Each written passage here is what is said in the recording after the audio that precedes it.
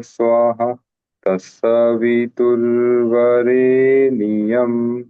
भर्गो देवस्य धीमहि धियो यो नः प्रचोदयात्। सभी को प्रणाम। आज की जो हमारी कक्षा है इसका विषय है हमारे भीतर विद्यमान जो 10 जो प्राण हैं, जिनमें से 5 हमारे जो हैं महाप्राण और 5 लघु प्राण हैं। तो इसके विषय में ही जो है आज हम चर्चा करेंगे। तो देखिए, जहाँ पर भी जो है प्राण शब्द जो आता है, तो प्राण शब्द से हमें समझना चाहिए कि वह एक प्रकार की बिजली है, वह एक प्रकार की शक्ति है, जिसके माध्यम से हमारे शरीर के भीतर और हमारे शरीर के बाहर संपूर्ण ब्रह्मांड की जो गतिविधियां हैं वो चलायमान है। उसको चलायमान करने वाला जो है वो एकमात्र एक प्राण सत्ता है, वो प्राण है वो। अब वही प्राण जो है जब हमारे शरीर के भीतर जो है अनेकों प्रकार के जो क्रियाकलाप करता है, तो अनेकों प्रकार के क्रियाकलाप के अनुरूप जो है उसी प्राण के जो है अनेकों नाम हो जाते हैं उसके। अब जैसे कि हम इसको इस तरह भी समझ सकते हैं हम कि जैसे वायु एक ही है, उस वायु के माध्यम से हम जो है बांसुरी बजा रहे हैं या अन्य कोई यंत्र बजा रहे हैं, या जो बैंड बाजे वाले जो अनेकों प्रकार के यंत्र बजा रहे हैं, तो उनसे जो है अनेकों प्रकार की आवाज आ रही है। और अनेकों प्रकार की आवाज से जो है उसमें जो अनेकों प्रकार के जो जो कार्य भी हम समझते हैं हो रहे हैं हमारे। तो इसी प्रकार जो है, जो वायु जो है वो एक ही वायु जब अलग अलग यंत्रों से होकर के गुजर रही है, तो उसमें अलग अलग प्रकार का जो प्रभाव पैदा कर रही है और अलग अलग प्रकार के कार्य जो है उससे हो रहे हैं उससे। इसी प्रकार जब एक ही प्राण जब हमारे शरीर को चलाता है और वो जो है शरीर के भिन्न-भिन्न क्षेत्रों में जो जिसको हम कहते हैं कि जो हमारे जो शक्ति केंद्र हैं, हमारे हमारे भँवर हैं, हमारे हमारे चक्र हैं हमारे, तो उन क्षेत्र में जब वो प्राण प्रवेश करता है और उनके माध्यम से जब वो गतिविधि करता है, तो उन गतिविधि के कारण जो है जो उसके कारण जो जो भँवर उत्पन्न होते हैं और उसके कारण जो अनेकों प्रकार के जो कार्य संपन्न होते हैं, तो वो उसके कारण जो है उनको जो अलग-अलग हम नाम दे देते हैं हम। तो जैसे कि हम सबसे पहले हम समझते हैं कि जैसे यहाँ पर देखिए गुरुदेव जो हमें बताते हैं कि जैसे हम समझे कि जैसे एक ही जो प्राण है हमारा, वो जैसे हमारा जो ब्रेन है, मस्तिष्क है हमारा, देखने में एक मस्तिष्क है, पर इसको जो है हम 4 भाग में भी बाँट सकते हैं इसको हम। इसको 2 भागों में बाँटा जा सकता है, आगे का मस्तिष्क और पीछे का मस्तिष्क। तो अब इसको जो है हम इसके क्रियाकलापों के अनुसार जो है हम इसको अलग-अलग जो है कार्यों के अनुसार जो है इसको अलग-अलग नाम दे देते हैं इसको। और इसी प्रकार हम देखते हैं कि जैसे जो है हमारा जो प्राण वायु है हमारी, तो अब हम पहले बात करते हैं अपने जो है प्राण और नाक की। तो जो प्राण और नाग जो होते हैं, जो हमारे जो 2 जो प्राण हैं हमारे, ये हमारे जो है ये हमारे जो है अनाहत चक्र के पास में होते हैं हमारे। तो जो अनाहत चक्र के जो पास में जो है, तो अब देखिए इनमें इनमें आपस में संबंध क्या है? जो चक्र जो हैं, ये हमारे जो हैं ये हमारे जो हैं सूक्ष्म शरीर में विद्यमान हैं, तो इन्हें हम देख नहीं सकते इन्हें हम। तो इनका स्थान जो है वो रीढ़ की हड्डी है। रीढ़ की हड्डी के बीचों-बीच जो है, उसी में ही आप हमारे चक्र जो हैं वो अधिकतर चक्र विद्यमान रहते हैं। तो कुछ चक्र जो हमारे 2 चक्र हमारे जो हैं, वो हमारे रीढ़ की हड्डी से बाहर भी होते हैं हमारे। तो उनमें से हम देखें कि जो है अब जो प्राणों का प्रवाह जो है, वो हमारे जो है उस चक्र के आस-पास जो होता है, जैसे जो प्राण और नाक का जो क्षेत्र है, वो है हमारा अनाहत चक्र।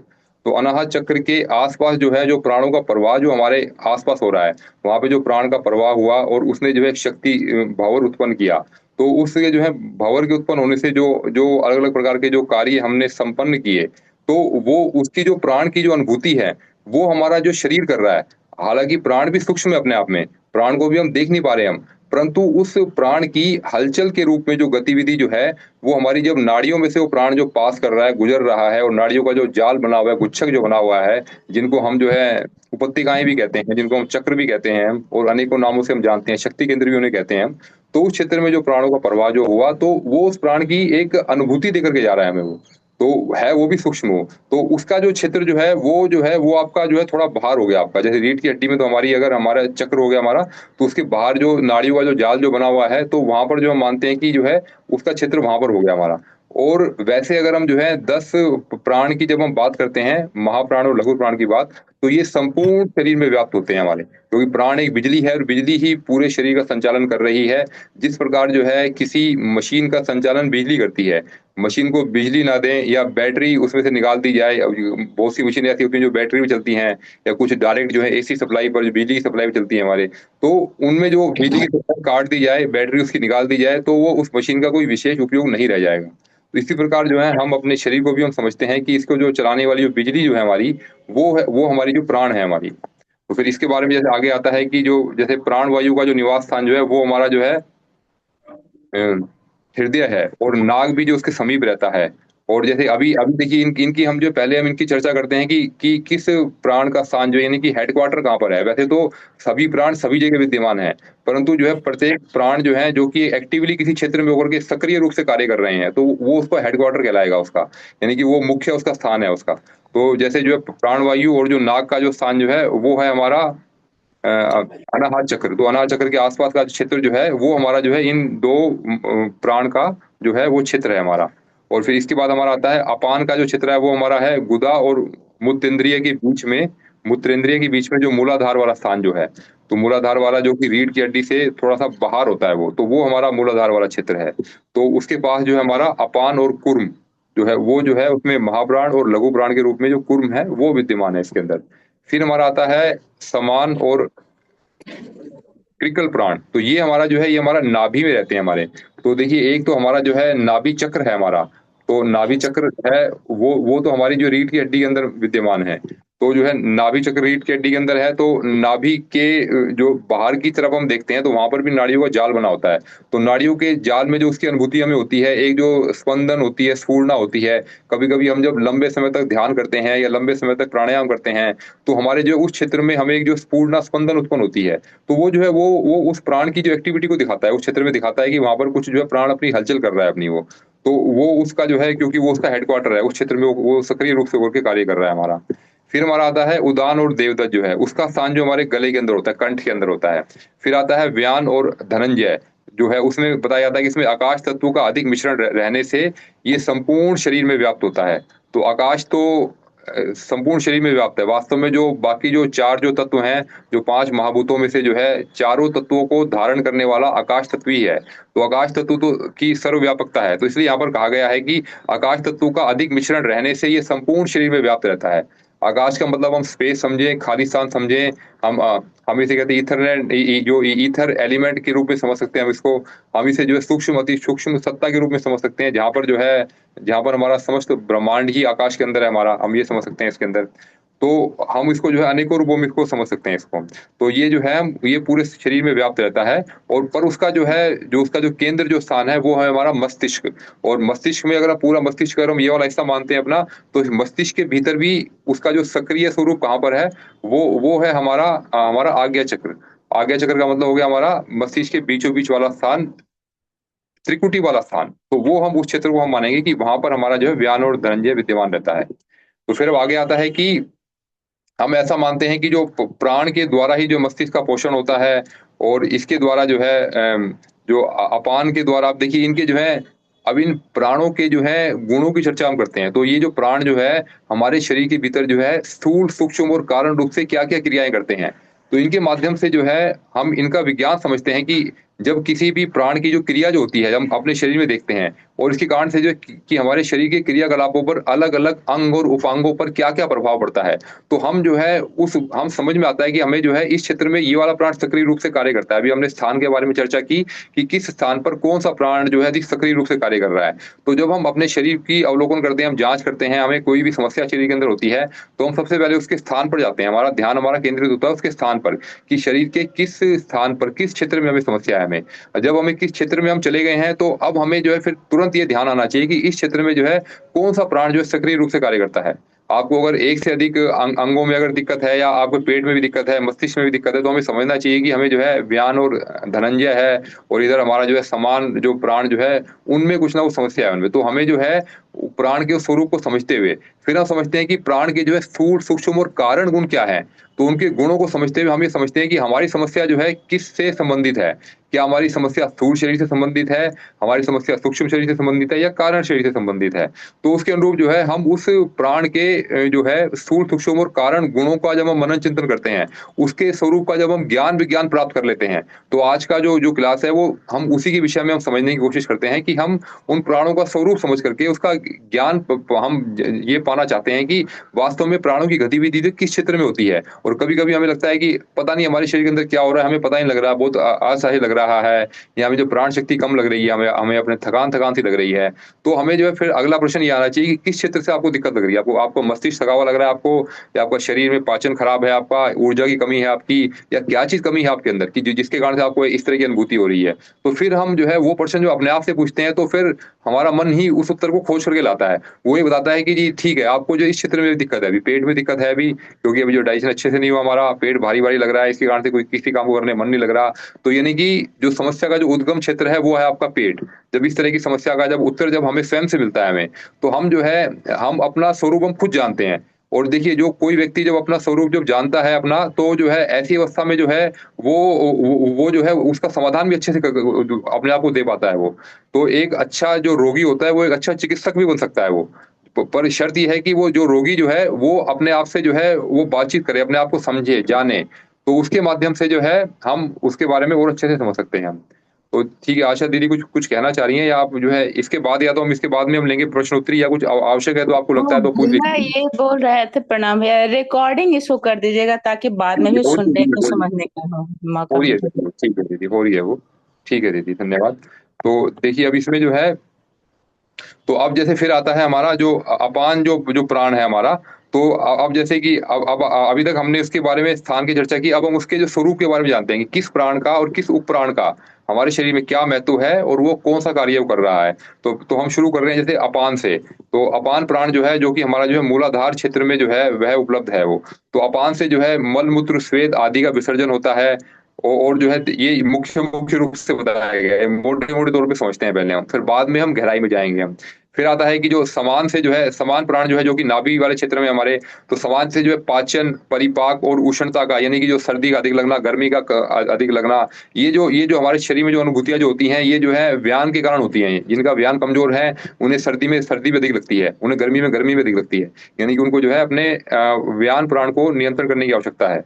फिर जैसे अब जैसे आगे आता है कि जैसे ये इसका जो है व्यान का कार्य हो गया। अब जो सूक्ष्म प्राण जो है इसके पीछे, तो इसका कार्य हो गया लघु प्राणों में जो है, जैसे कि जो नाग जो है, नाग से डकार आती है, कुर्म से जो है पलक मारने और बंद होने की जो क्रियाएँ जो होती हैं। पिकल प्राण से जो है उससे छींकें आती हैं, और देवदत्त से जमाई आती है। फिर आता है धनंजय जो है जीवित अवस्था में शरीर का पोषण करता है, और मरने पर यही धनंजय प्राण जो है, ये शरीर को गलाने-सड़ाने का कार्य भी करता है हम।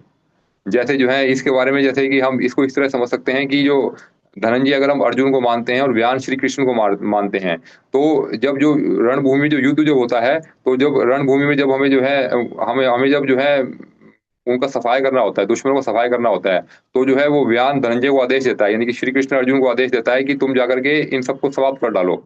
तो वही का कार्य अब यहाँ पर हो रहा है कि मरने के पश्चात जब देह जो हमारी जो है, जब उसके अंदर जो भी उसके अंदर जो कोशिका है, उनको समाप्त करने का, उनको काटने, मारने का, छाँटने का कार्य जो है, यह हमारा जो है धनंजय प्राण कर रहा है हमारा। तो हम इस तरह समझ सकते हैं इसको। तो अब जैसे फिर आगे आता है कि ये सारी जो मान्यताएँ जो हैं, ये सब सर्वांगपूर्ण नहीं है। तो जिस स्थान पर जिस प्राण का निवास बताया गया, वहाँ एक प्रकार की वायु भ्रमर होते हैं, जिनमें प्राणों का विशेष संचार होता है। जैसे जो है गर्मी के दिनों में जलवायु जब अधिक गर्म हो जाती है, तो एक जो है भ्रमर उठते हैं उस क्षेत्र में। जैसे जहाँ पर जो है जहाँ पर गर्मी अधिक होती है, तो वहाँ पर जो लू चलती है या बहुत तेज़ हवाएँ चलती हैं, तो वो भ्रमर के रूप में उठती है। और ऐसा ही जो है हम जल में भी देखते हैं, समुद्र में भी इस प्रकार के जो है भ्रमर उठते हैं। तो जो कि जो है घूमते हुए, और जो है वो बहुत तेज़ गति से आगे बढ़ते हैं वो। और उसी प्रकार के जो है कुछ भ्रमर जो होते हैं हमारे शरीर में भी पाए जाते हैं। जब हम शरीर के अंदर जब ध्यान करते हैं हम, जब आप देखिए कि जब आपको ना किसी विशेष प्राण की चिकित्सा करनी है आपको, मान लीजिए किसी भी, जब हम अपने प्राणों के स्वरूप को समझने के पश्चात जब हम उस प्राण पर कार्य करते हैं, जैसे पेट से संबंधित प्राण है हमारा, उस पर हम कार्य करते हैं, तो हम जो है अपना ध्यान उस क्षेत्र में केंद्रित करते हैं। तो जहाँ पर हमारा ध्यान केंद्रित हो गया, तो हमारा जो है प्राणों की जो गति भी उस दिशा में जाने लगती है। तो प्राण जो है वो मन की नोक पर कार्य कर रहा है, और मन को नियंत्रण करने का काल हमारा ध्यान कर रहा है हमारा। तो ध्यान के माध्यम से हम उस दिशा में जब हम अपने आप को केंद्रित करते हैं, तो उस दिशा में जो है हम अपने प्राण को लेकर के जाते हैं। तो फिर जब हम थोड़ा लंबे अभ्यास के बाद जब प्राणों के स्वरूप को देखते हैं, उसकी हलचल को होते हुए देखते हैं, तो हमें जो है उस क्षेत्र में एक स्पंदन अनुभव होता है। तो एक जो स्पंदन जो अनुभव जो हुआ, तो हमें पता लगता है कि प्राण जो इस क्षेत्र में सक्रिय रूप से कार्य कर रहा है। अब उसके बाद जो है हम उसमें जो है प्राणाकर्षण प्राणायाम जोड़ देते हैं हम। तो प्राणाकर्षण प्राणायाम क्या करता है, अब आपको देखना ये है कि आपके अंदर जो टॉक्सिन्स भरे हुए हैं, तो आपको टॉक्सिन्स को निकालना है। तो प्राणाकर्षण प्राणायाम का वो स्वरूप हमें लेना है जो हमें टॉक्सिन्स को बाहर निकाल रहा है। तो उन टॉक्सिन्स को सबको निकालना है हमें, और हमें शरीर में उसके बाद फिर भी हमें कमजोरी लगती है, तो उसके बाद अब हमें अपने शरीर के भीतर जो है उस प्राण बल को भरना है हमें, और प्राण बल को भर करके पूरा अच्छे से उसको धारणा के साथ में उसको भर लेना है, और अपनी भावनाएं भी मजबूत बना लेनी है हमें। तो इस प्रकार हम देखते हैं कि जो जो प्राण जो क्षेत्र जो है, पहले हम उसको समझते हैं उस क्षेत्र को, कि वो प्राण किस क्षेत्र में हमारा कार्य कर रहा है। फिर हम उस प्राण के माध्यम से जो है टॉक्सिन निकालना है, टॉक्सिन निकालिए, या उसके अंदर प्राण भरना है, प्राण भरिए। तो वो सब कार्य जो हमारा ध्यान के माध्यम से हो रहा है, और उस क्षेत्र में हम उसको लेकर के जा रहे हैं। क्योंकि हम जब समस्या समझ जाते हैं, तब हम उस क्षेत्र में अपने प्राण को लेकर के जा सकते हैं। तो जिससे कि जो है हम समस्या का सीधा समाधान जो है हम स्वयं से ही पाले हम। तो हम समाधान तो तब पाएंगे जब हमें उसकी मूल का पता होगा, हमें जड़ का पता होगा। आज के समय में हमें अपने शरीर से संबंधी ये नहीं पता होता कि जो हमारे शरीर के भीतर जो है कौन सा प्राण हमारा कमजोर पड़ा है हमारा। तो हम उसलिए उसका समाधान जो हम ढूंढ नहीं पाते, उसका मिल नहीं पाता समाधान हमें। तो हम उसके इसलिए हम उसके कारण पर जाए, हम समझे अपने आप को कि वो कहाँ पर समस्या है हमारे अंदर। फिर आगे आता है कि सूक्ष्म निरीक्षण करने के बाद, यानी अब देखिए सूक्ष्म निरीक्षण की बात आ रही है, यानी कि हम अपने अंदर ध्यान देकर के प्रवेश कर रहे हैं अपने अंदर हम। तो हमें ये पता चलता है कि इन स्थानों पर शरीरगत वायु और प्राण की उष्णता के कारण एक प्रकार के भ्रमण चक्र उत्पन्न हो रहे हैं। भ्रमण सदा ऊपर चौड़े और नीचे नुकीले होते हैं। तो ऊपर के भाग को स्तर और नीचे के भाग को बिंदु कहते हैं। तो इस प्रकार जो है प्राण वायु के भ्रमण जो है, भ्रमण का ऊर्ध्व भाग महाप्राण और नीचे का भाग जो है लघु प्राण कहा जाता है। और जब दोनों क्षेत्र जब ऊपर उठ रहे हैं, तो देखिए दोनों का अपना अपना महत्व है। जब भंवर चल रहा है, तो भंवर में जो है जो नुकीले स्थान का अपना अलग महत्व है, और जो ऊपर वाला स्थान है उसका अपना महत्व है। तो दोनों अपने अपने अलग अलग क्रियाकलाप कर रहे हैं। तो यहाँ पर भी इस प्रकार के भंवर जब अपने अंदर उठते हैं, तो अलग अलग क्रियाकलाप करते हैं। तो उन्हीं के अनुसार ही हम उन्हें पहचानते हैं कि इसका क्रियाकलाप का क्षेत्र ये है।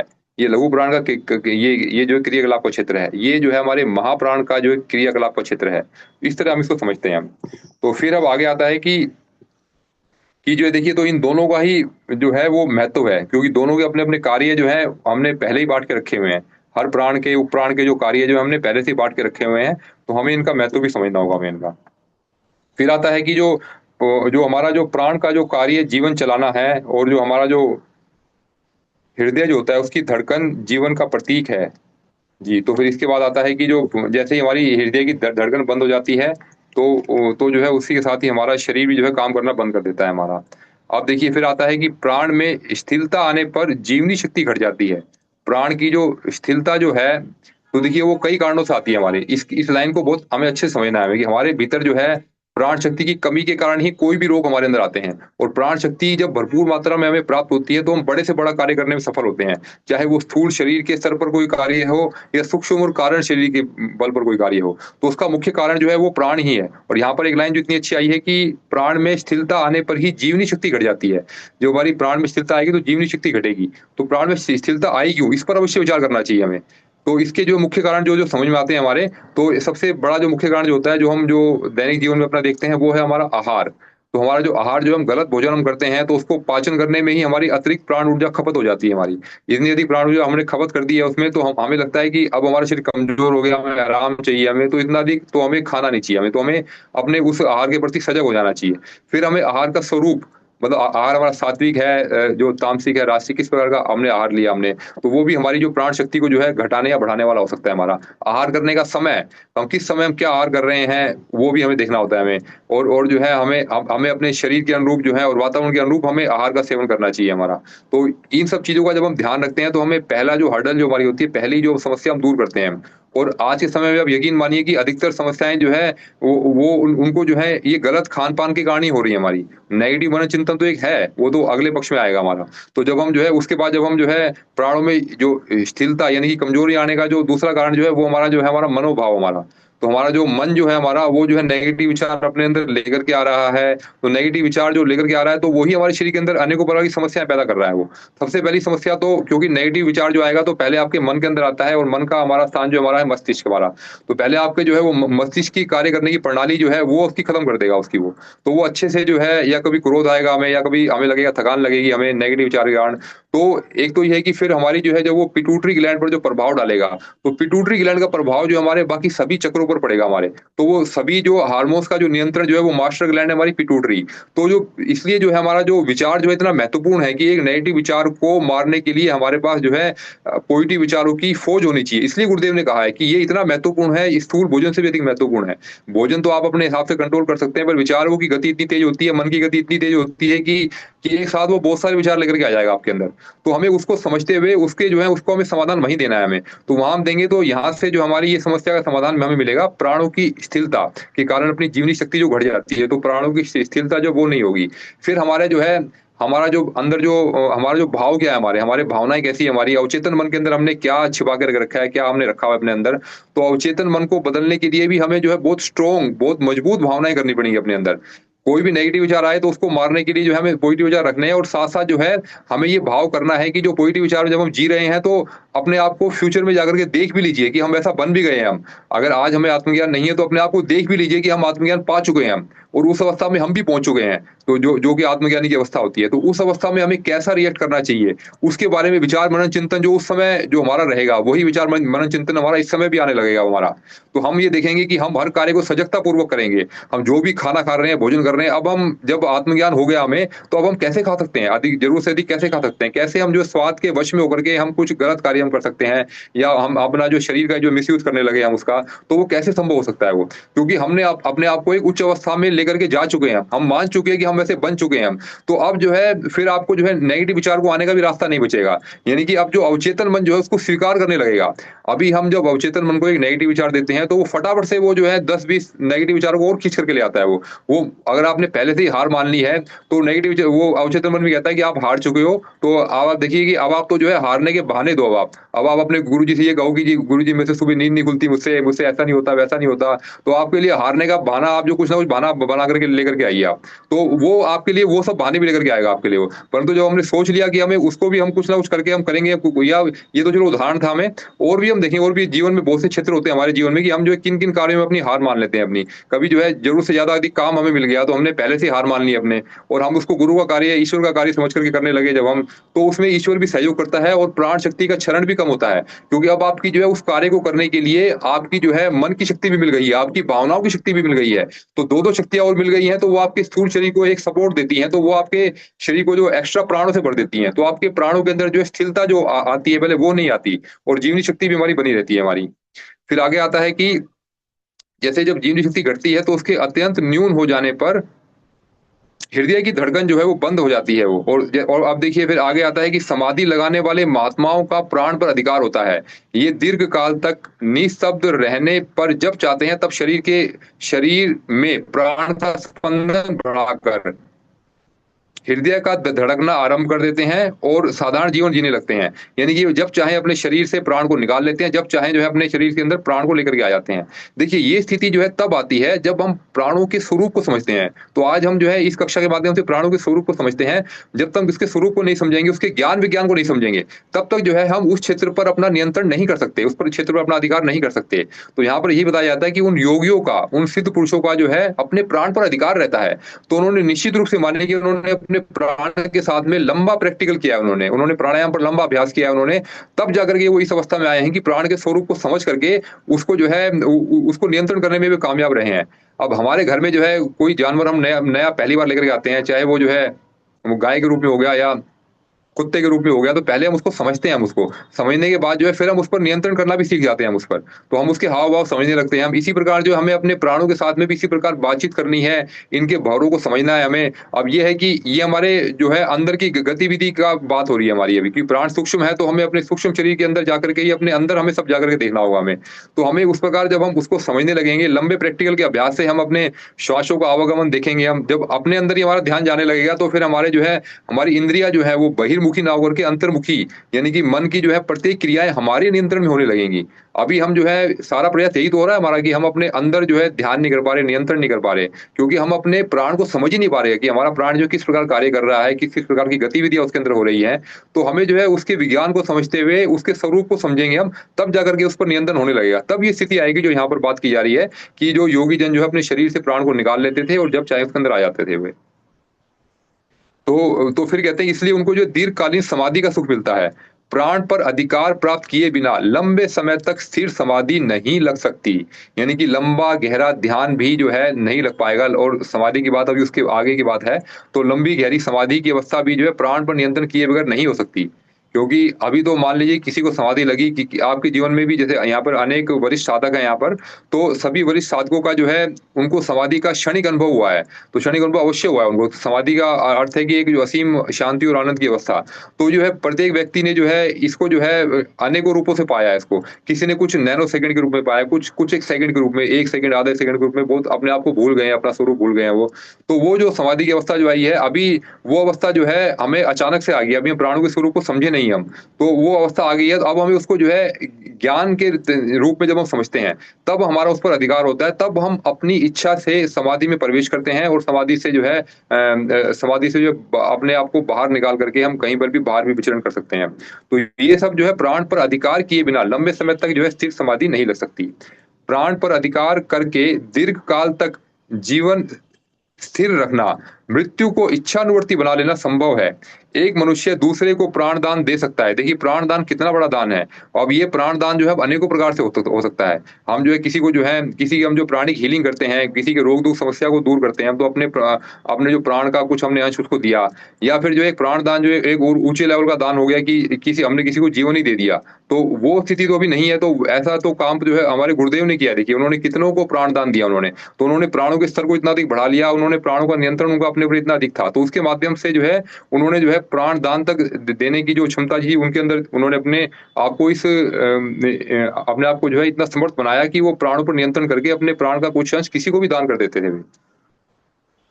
तो फिर जैसे कि एक मनुष्य का रक्त दूसरे शरीर में जाता है, वैसे ही एक का प्राण दूसरे के शरीर में प्रवेश करके उसे जीवन और मनोबल दोनों दे सकता है। देखिए जीवन देने का कार्य तो जो है वो जो वरिष्ठ साधक जिन्होंने किया होगा या जो हमारे गुरुदेव ने जो किया, तो उन्होंने किया। तो अभी हम किसी को कम से कम मनोबल तो हम दे सकते हैं। हम अपने आप को, स्वयं को तो बल दे सकते हैं, हम स्वयं को मनोबल दें, अन्यों को मनोबल दें, इतना कार्य तो हम कर सकते हैं। और जब ऊँची अवस्था आएगी तो हम अपने प्राणों का जो है बड़े स्तर का उपयोग भी कर पाएँगे। जब हम उसका विज्ञान समझ पाएँगे और प्राण को अपने नियंत्रण में कर पाएँगे। चलिए, अब हम इसमें जैसे और हम अब हम इसमें आगे चर्चा की बात आती है, तो इसमें आता है जैसे अपान प्राण आता है। तो अपान प्राण का जो कार्य जो है वो हमारे जो है मलों का ठीक प्रकार से विसर्जन करना है। और जो है इसका स्थूल पक्ष हम समझ रहे हैं कि देह के भीतर जो है सदा पैदा होने वाला मल जो है, मल-मूत्र पसीना जो है, यानी कि जितने भी जो टॉक्सिन्स है, कूड़ा-कचरा है, इन सबको जो निकालने का कार्य जो है हमारा जो है अपान प्राण कर रहा है हमारा। तो जिनको जो है कॉन्स्टिपेशन की समस्या रहती है, तो यानी कि उनका अपान प्राण कमज़ोर है उनका, तो मल को निकालने में सक्षम नहीं है वो। या जिनको जो है जिनको अपना मल-मूत्र पर नियंत्रण नहीं है, कभी भी आ जाता है, या कभी जो है हमारी इच्छा के अनुरूप उसका नियंत्रण नहीं हो पा रहा, तो हम समझ सकते हैं कि वो उसमें जो है हमें अपने जो है मूलाधार क्षेत्र में जो है हमें काम करने की आवश्यकता है और अपना जो है अपान प्राण को और मजबूत बनाने की आवश्यकता है। तो फिर आता है कि यदि अपान प्राण अपनी यह क्रिया ना करे, मल-मूत्र को निकालने वाली क्रिया, तो शरीर से मल जो है न निकालने के कारण भी शक्ति घट जाएगी, और अनेकों प्रकार की जब गंदगी हमारे शरीर के अंदर रहेगी, तो हमारे अंदर जो है जुकाम, अपच आदि अनेक रोग पैदा होंगे। तो जब अपान प्राण काम नहीं करेगा, तो अब शरीर को गंदगी निकालनी है, तो गंदगी कैसे निकालेगा? अब नीचे मल-मूत्र वाले क्षेत्र से नहीं निकाल पा रहा, तो शरीर के अन्य अंगों से निकालेगा, जुकाम के माध्यम से वो गंदगी निकालने की कोशिश करेगा वो। आपके शरीर में पसीना अधिक आएगा, या और भी अन्य माध्यमों से जो है गले में कफ जमा हो जाएगा। तो ऐसे बहुत से तरीके से जो है वो निकालने की जो कोशिश करेगा वो। तो अब हमारा पेट खराब हो जाएगा हमारा, तो वो सब चीज़ अनेकों चीज़ें उसके अंदर आ जाती हैं। तो फिर अब आता है कि इसके अतिरिक्त जो है अपान की सूक्ष्म क्रिया जननेंद्रिय में होती है, और बताते हैं कि काम वासना का आधार इसी पर जो है वो डिपेंड करता है। और मन, अब देखिए अब जो सूक्ष्म रूप में जो अपान प्राण का जो उपयोग जो है वो हमारे जननेंद्रिय क्षेत्र में होता है हमारा। तो मन को जो मत देने वाली, चित्त को अधीर कर देने वाली, जो हमारे अंदर जो कामना जो जागृत होती है, तो वो जो है अपान के उत्तेजित हो जाने के कारण ही होती है।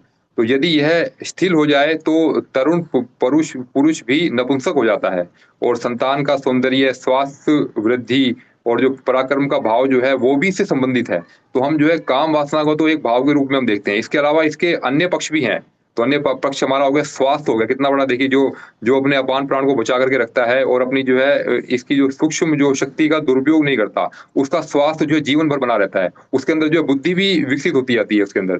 और उसके अंदर जो पराक्रम का भाव जो है वो जो है दब्बू किस्म का नहीं होता वो, और वो स्वभाव जो है उसके अंदर अपने आप से विकसित होता जाता है उसके अंदर। और फिर जो आता है अपान का सहवर्ती कुर्म, तो कुर्म जो है जो लघु प्राण यदि सुषुप्ति अवस्था में चला जाए तो शारीरिक दृष्टि से पूर्ण होते हुए भी जो है गर्भ की स्थापना कदापि न हो सकेगी। तो इसमें फिर गुरुदेव आगे बताते हैं कि महिलाओं में जो है वो जो कूर्म जो प्राण है वो सक्रिय अधिक होता है, और जो पुरुषों में जो है वो हमारा जो अपान प्राण अधिक अधिक सक्रिय होता है।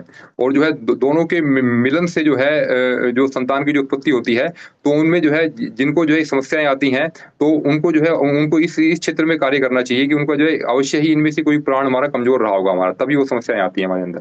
और इसका जो रूपांतरण करते हैं जब हम, ये तो जो काम ऊर्जा का जब रूपांतरण की दिशा में जब हम जाते हैं, तो रूपांतरण करने से जो है हमारा जो है अपान और कुर्म जो है दोनों मजबूत भी होता है हमारा। और इसका जो उपयोग जो है हम जिस क्षेत्र में चाहेंगे, हम चाहे वो संतान उत्पत्ति के क्षेत्र में चाहेंगे, तो वो भी जो है एक जो दिमागी तौर पर और शारीरिक रूप पर जो है एक अच्छी संतान पैदा होगी हमारी। और जो है हम जो दुनिया में जो रचनात्मक कार्य कर रहे हैं या कुछ बड़े विशेष कार्य करने के लिए जो हम आए हैं, उस कार्य को करने में भी सफल होंगे। तो हम इसको नियंत्रित रूप से हमें करने का जो है वो हमें सोचना चाहिए कि इसको नियंत्रित रूप से कैसे किया जाए इसको। तो फिर जैसे देखिए इसमें आगे आता है कि अ, तो फिर इसमें आगे आता है कि जैसे देखिए, और इसको देखिए इसको दबाने से भी बहुत बड़ा घाटा होता है। तो यहाँ बताया जाता है कि आज के विदुर और विधवाओं में से अधिकांश का स्वास्थ्य खराब देखा जाता है। ठीक है, तो जो अगर जो है कि जिन्होंने जो है काम भाव को जबरदस्ती दबाया हुआ है, तो दबाने के कारण भी जो है, अब जैसे कि जो ये तो एक जो है काम एक वेग है।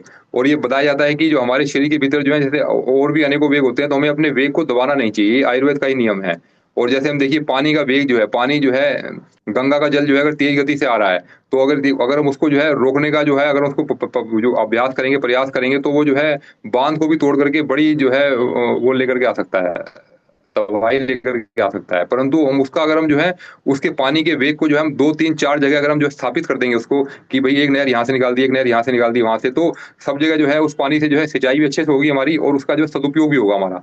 तो हम जो है काम ऊर्जा के रूपांतरण में हम यही कार्य करते हैं कि हम अपनी काम शक्ति का रूपांतरण करते हैं और अपनी काम शक्ति को अपने उन क्षेत्रों में लगाते हैं जो जो हमारे शरीर में जो कमजोर लगता है, हमें लगता है कि हमारा जो है स्वास्थ्य के एंगल से हम कमजोर हैं, तो अपनी काम शक्ति को जो है शक्ति चालनी के माध्यम से अपनी ऊर्जा को उस क्षेत्र में लगाएं कि हम अपने शरीर की प्रत्येक समस्या का समाधान हम अपने जो है अपान प्राण को मजबूत करके कर सकते हैं। और फिर हम जो है फिर उसमें हम मानसिक रूप से और हम जो है आध्यात्मिक जो एंगल से भी हम उस अपान प्राण का यूज करते हैं, तो उससे बड़ी बड़ी उपलब्धियां जो है वो भी हमें प्राप्त होती है हमें। तो फिर आता है कि जैसे कि तो ग्र- ग्रस्तों की अपेक्षा विद्रोह में मृत्यु संख्या का अनुपात कहीं अधिक है। जिनमें अपान की समानता है, वे अकारण ही आपस में घनिष्ठ मित्र बन जाते हैं। उन्हें एक दूसरे के साथ रहने से बड़ी शांति मिलती है, और ऐसे मित्रों को ही प्राण सखा कहते हैं। चलिए ठीक है, फिर इसके बाद आगे आता है हमारा, अब हमारा समान प्राण के बारे में आता है। तो हमारा जो समान प्राण जो है हमारा, ये हमारा जो है नाभि के क्षेत्र में हमारा रहता है। और इसका जो है स्थूल रूप में हम देखते हैं, तो इसका जो पाचन जो है यह इसका जो मुख्य कार्य है। और फिर हमारे जो शरीर के भीतर जो गर्मी होती है, और जो जो जो हमारी जो पित्त जो होती है हमारी, हम कहें गर्मी कहें या पित्त कहें, तो उसको जो है उसको समान का जो प्रतीक माना जाता है। और शरीर में जो चंचलता, स्फूर्ति, उत्साह जो उत्पन्न जो होता है, वो इसी के कारण ही होता है हमारे शरीर के भीतर। तो इसका इतना महत्व है क्योंकि कोई भी कार्य करने के लिए हमें गर्मी चाहिए, ऊर्जा चाहिए, शक्ति चाहिए वो। तो वो जो है वो जो ऊर्जा में बदलने का कार्य जो है, जो भोजन से जो ऊर्जा जो प्राप्त होती है, वो यही समान प्राण जो करता है। जब भोजन को डाइजेस्ट कर लेता है वो, तो इसके माध्यम से ही जो है हमारे शरीर को ऊर्जा मिलती है। तो फिर आगे आता है कि जैसे कि हमारी जो स्किन जो होती है हमारी, उसकी जो चिकनाई, कोमलता और चमक में कृकल प्राण का अस्तित्व परिलक्षित होता है। खूब भूख लगना, अधिक आहार करके जल्दी पचा लेना, सर्दी के प्रभाव से भी व्यथित न होना, ये समान प्राण की विशेषता है। यानी कि जिनके भीतर जो है समान प्राण बढ़ा हुआ रहेगा, तो उन्हें इस प्रकार की समस्याएं नहीं रहेंगी। वो जो कुछ भी खा करके वो जो है डाइजेस्ट जो है वो कर पाएंगे। परंतु इसका अर्थ ये नहीं है कि अपने जो है बड़े हुए समान प्राण को मिस यूज करें वो। तो ऐसे लोग जब उसका मिस यूज करते हैं, तो उनका समान प्राण जो धीरे धीरे क्षीण होने लगता है। जब हमारा कोई प्राण सक्रिय रूप से बढ़ा हुआ है, तो उससे जो प्राप्त जो प्राण ऊर्जा का जो उपयोग जो है, हमें अपने ऊपरी वाले चक्रों में उसको जागृत करने के लिए करना चाहिए हमें। तो हमें ये ध्यान रखना चाहिए हमें इसके अंदर। फिर अब आगे आता है इसमें कि जिसमें यह प्राण कम होगा वे सर्दी बर्दाश्त नहीं कर सकेंगे, जाड़ों में उनकी देह लुंज पुंज हो जाएगी, कानों को, उंगलियों को, पैरों को बहुत ठंड लगेगी और जाड़े के दिनों में उन्हें स्नान करना बड़ा कष्टकारक लगेगा और अधिक कपड़े भी उनको जो पहनने पड़ेंगे उनको। तो ऐसे लोगों को जो है फिर ऐसे लोग क्या होता है कि उनका जो है जिनका जो है ये अग्नि जिनकी मंद होती है, इसको हम जो है स्थूल रूप में हम समझ सकते हैं, आयुर्वेद की भाषा में समझ सकते हैं, जिसकी जठराग्नि बंद है। जठराग्नि बंद है तो यानी कि उसका समान प्राण कमजोर है हमारा। तो ऐसे लोगों को जो है जरा से भोजन करने से ही पेट भर जाता है उनका, क्योंकि उनके शरीर में ज्यादा भोजन को जो है वो डाइजेस्ट करने की क्षमता नहीं होती। और जो गर्म पदार्थ जो वो खाने की, धूप या अग्नि में बैठने की उनकी इच्छा हमेशा बनी रहती है। उनको लगता है कि किसी तरह जो शरीर की गर्मी बढ़ाई जाए, क्योंकि हम अपने शरीर के भीतर उस गर्मी को उत्पन्न नहीं कर पा रहे, उस तेज को उत्पन्न नहीं कर पा रहे। तो जो जो कि हमारे शरीर में आवश्यक है, जो हमारे भीतर जो है इतने अधिक लाभ देकर जाता है हमें वो। तो जो है जो हमारे अंदर जो स्फूर्ति उत्साह का जो वातावरण जो देता है वो, तो वो गर्मी हमारे अंदर नहीं आ पा रही है हमारे अंदर। तो वो उसको लगता है कि भोजन के माध्यम से गर्मी बढ़ाई जाए, धूप के माध्यम से बढ़ाई जाए, तो अनेकों माध्यमों से वो अभ्यास करता है इसका वो। तो ऐसे मनुष्य अपनी दुर्बलता के कारण सर्दी को बर्दाश्त नहीं कर पाते, और गर्मी का मौसम जो है उनकी प्रकृति के अनुकूल पड़ता है और सामान की न्यूनता के कारण ही ये शरीर में जो है उष्णता कम रहती है। उसकी पूर्ति जो है गर्म मौसम में हो जाती है, तो ऐसे लोगों की नाड़ी पतली चलती है। अब देखिए फिर आगे आता है कि समान प्राण का स्वास्थ्य से बड़ा संबंध है। अब देखिए, और अब एक और बहुत महत्वपूर्ण लाइन यहाँ पर आने जा रही है कि हमारा जो जो स्वास्थ्य का जो संबंध है, क्योंकि देखिए आयुर्वेद में भी कहा गया है कि जिस व्यक्ति का जो है ना पेट अगर अच्छा है उसका, तो उसको जो है उसने समझ लीजिए उसका जो है 90% जो उसने रोगों का समाधान कर लिया अपना, क्योंकि जो 90% जो बीमारियां होती हैं वो आपके पेट से ही शुरू होती हैं। तो इसलिए इसी के आधार पर यहाँ पर भी कहा गया है कि समान प्राण का स्वास्थ्य से बड़ा संबंध है। इंद्रियों की रसानुभूति समान के आधार पर घटती बढ़ती रहती है, और स्वादिष्ट पदार्थ, मनोरम दृष्टि, मधुर ध्वनि और सुखद स्पर्श, यानी कि जो भी हमारी जो जो पांचों इंद्रियां हैं उनकी तन्मात्राएं हैं, तो उसको जो है उसको जो है ग्रहण करने की क्षमता जो है और आनंदित रहने की क्षमता जो है समान प्राण वालों में ही होती है। जिसका समान प्राण घट जाएगा वह सब प्रकार की सुखद परिस्थिति होने के बाद भी वह खिन्न, असंतुष्ट, जुझलाया हुआ रहेगा वो। और जो है उसका जो देह का कोई ना कोई अंग जो है कोई ना किसी बीमारी से भी वो उसका कोई ना कोई बीमारी उसको लगी रहेगी, मतलब उसको कहने का अर्थ ये है। तो हम ये समझिए कि सब कुछ अच्छा होते हुए भी आपका भोजन भी अच्छा है, आप जो सब कुछ अच्छा-अच्छा कार्य कर रहे हैं आप, उसके पश्चात भी जो आप उसका जो है आनंद आप नहीं उठा पा रहे। क्यों नहीं उठा पा रहे? क्योंकि समान प्राण के कारण हम नहीं उठा पा रहे। तो हम इस तरह हम समझ सकते हैं हम, कि जैसे कि उपनिषद में एक बात आती है कि हमें जो है हमें जो है चेतना के उस स्तर को हमें जानना चाहिए। हमें जो उस स्तर को जानना चाहिए जिसको हमारी आँखें नहीं देख सकती, परंतु आँखें जिनके माध्यम से देखती हैं, उस चेतना को जानिए आप। यानी कि अपने आप को उस उच्च स्तरीय हम साधना हम करें कि हम उस स्वरूप को हम जाएँ, और उस स्वरूप को हम उस स्वरूप को हम देखें, जिनको स्थूल आँखें नहीं देख सकती, पर स्थूल आँखें जिनकी मदद से जो है देखती हैं, यानी कि असली चेतना वो है, यानी कि उसके पीछे जो प्राण है वो है। तो ऐसे ही जो है हमारे शरीर में जो इंद्रियाँ जितनी भी हैं, उस इंद्रियों की जो रसानुभूति जो देने वाला जो है वो है हमारा समान प्राण हमारा। अब ऐसा आपने देखा होगा कि बहुत बार सब कुछ अच्छा-अच्छा होते हुए भी भोजन भी अच्छा है, वातावरण भी अच्छा है, सब कुछ आपके सामने अच्छा ही अच्छा है। दूसरा व्यक्ति कह रहा है कितना अच्छा वातावरण है, कितना अच्छा हमें आनंद मिल रहा है, भोजन भी इतना अच्छा है, वातावरण भी अच्छा है, पर आपको अच्छा नहीं लग रहा वहाँ पर। आपको अच्छा नहीं लग रहा, तो हमें समझना चाहिए कि हमारा जो है समान प्राण उस वक़्त जो है कमज़ोर है हमारा। क्योंकि वो सब चीज़ अच्छी होते हुए भी आपको वो अच्छी और सुखद अनुभूति नहीं ले पाएगा। क्योंकि जो सुखद अनुभूति जो है, वो आपको वातावरण नहीं दे रहा। वो आपको जो है जैसे अगर आपको जो है आँखें कोई सुखद अनुभूति दे रही हैं, तो आँखों के अंदर जो शक्ति विद्यमान है, वो आपको सुखद अनुभूति दे रही है। वो प्राण आपको सुखद अनुभूति दे रहा है। तो ऐसे ही जो है समान प्राण जो है वो सुखद, जो सभी प्रकार की इंद्रियों के पीछे जो है, वो हमारा जो है जो उनकी सुखद रूप से अनुभूति जो लेने का कारण वो समान प्राण बनता है हमारा। तो हमें अपने समान प्राण की कमजोरी को समझना चाहिए कि वहाँ पर हमारा वो प्राण हमारा कमज़ोर हो रहा है हमारा। तो तो फिर जैसे आगे आता है कि जो है इस प्रकार जो है हम उसके सही स्वरूप को हम समझते हैं हम। और जैसे कि जो है ऐसी अवस्था में हमें जो है फिर जुकाम, खांसी या पेट का भारीपन या सिर दर्द, जैसे जिनको ये समस्याएँ रहती हैं अधिकतर, तो उन्हें समझना चाहिए कि उन्हें जो है समान प्राण में उन्हें जो है थोड़ी कमजोरी उनको महसूस होती है उन्हें उसके कारण से। तो देह का टूटना, थकान जल्दी हो जाना, तो इस प्रकार के रोग उनके शरीर में रहते ही हैं उनके अंदर। तो अब हमें देखना है कि जब हमारी जठराग्नि कमज़ोर है, हमारे भीतर की अग्नि जो है वो मंद पड़ी हुई है, तो हम जो है आसन के माध्यम से, प्राणायाम के माध्यम से हम अपनी उस अग्नि को बढ़ा सकते हैं। तो इसके लिए भी जो है हमने पिछली कक्षाओं में जो है चर्चाएँ की हैं कि प्राणों को कैसे बढ़ाया जाए और किस प्रकार के प्राण को बढ़ाने के क्या-क्या क्रिया योग होते हैं हमारे पास। तो वो सब जो गुरुदेव ने जो है हमें पंचकोशीय साधना के माध्यम से, उनकी क्रिया योगों के माध्यम से, कुंडलिनी जागरण जागरण की जो जो क्रियाएँ जो होती हैं और जो प्राणायाम बंद मुद्राएँ होती हैं, उनके माध्यम से जो है हम अपने प्राणों को सक्रिय रखते हैं, उनको जागृत करते हैं उनको, और प्राणों पर अधिकार प्राप्त करते हैं। फिर जैसे इसमें आगे आता है कि जैसे समान जो प्राण जो होता है, समान जो है वो पित्त का प्रतीक है, और जो क्रिकल जो उप प्राण है उसका, वो हमारा जो है कफ का प्रतिनिधि है, और दोनों के मिलने से वात बनता है। यहाँ पर स्पेलिंग मिस्टेक आ रहा है, यहाँ वात बनता लिखा है, पर वास्तव में वात बनता है, यहाँ पे शब्द आना चाहिए वात बनता है। तो जो पित्त और कफ जब मिलते हैं तो उससे जो है वात का जो है वो निर्माण होता है। यानी कि जब पित्त और जो कफ जो है हमारे भीतर जब संतुलित अवस्था में रहेंगे तो हमारा भीतर जो वात भी संतुलित रहेगा। अगर हमारा पित्त अधिक हो गया, या जो है हमारा जो है हमारा जो कफ जो है, कफ अगर कम या अधिक हो गया तो उसके कारण से हमारा जो है वात भी जो है असंतुलित हो जाएगा। तो वात को जो संतुलन करने का जो कार्य जो है वो हमारा जो है समान प्राण जो है पित्त के रूप में, और जो क्रिकल प्राण जो है वो हमारा जो है कफ के रूप में करता है। तो हमें इन दोनों प्राणों को जो है अपने आप को नियंत्रण स्थापित करना है हमें इसके अंदर। इन तीनों के उलझने सुलझने घटने बढ़ने से ही बीमारी और तंदुरुस्ती का चक्र हमारे भीतर घूमता रहता है। तो वास्तव में देखिए, जो आयुर्वेद के हिसाब से जब हम देखते हैं तो आयुर्वेद में भी यही कहा जाता है कि अगर आपके भीतर जो है वात पित्त और कफ संतुलित है तो आपके शरीर को कोई रोग नहीं है। तो उसमें जो है शरीर के रोगों का जो कारण जो है वो वात पित्त और कफ का असंतुलन बताया गया है। और यहाँ पर गुरुदेव हमें बताते हैं कि जो समान और क्रिकल प्राण जो है, ये हमारे शरीर के भीतर जो है ये वात पित्त कफ को नियंत्रित करता है।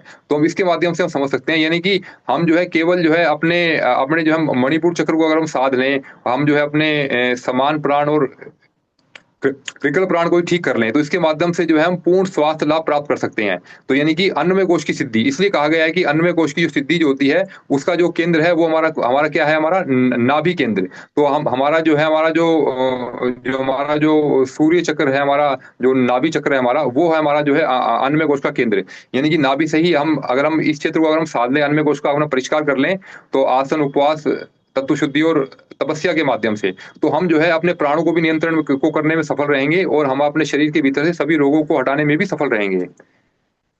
देखिए, फिर इसके बाद आता है कि उदान प्राण का जो निवास स्थान हमारा कंठ है, और यही जो है श्री और समृद्धि का जो जो प्रतीक जो बताया जाता है। तो अब जो है जो लक्ष्मी जी जो होती है उनका जो केंद्र है वो कंठ को स्फुटा ग्रंथि में माना गया है।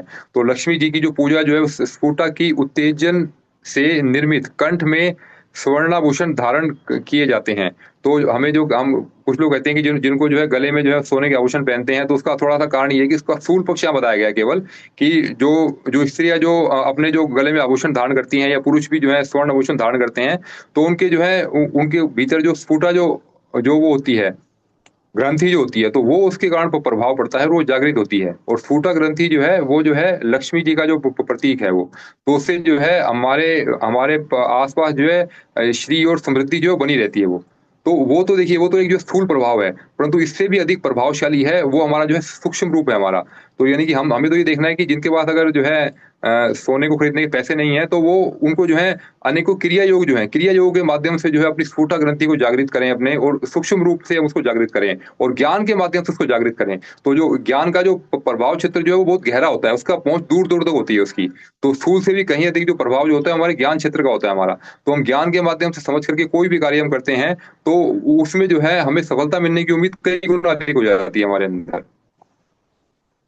तो देखिए, फिर ये आगे आता है कि जैसे उदान के परिपूर्ण होने से मनुष्य को वे योग्यताएं, सामर्थ्य और शक्तियां मिलती हैं, वे विशेषताएं और चतुरताएं को वो प्राप्त करते हैं, जिनके कारण जो है सांसारिक आवश्यकता जो है वो वस्तुएं जो जो सांसारिक आवश्यकताएं जो वस्तु की जो होती है, वो संसार में हमें भरपूर मात्रा में उपलब्ध हो जाती है। यानी कि संसार में कोई ऐसा वस्तु है ही नहीं जिसको हम प्राप्त ना कर सकें।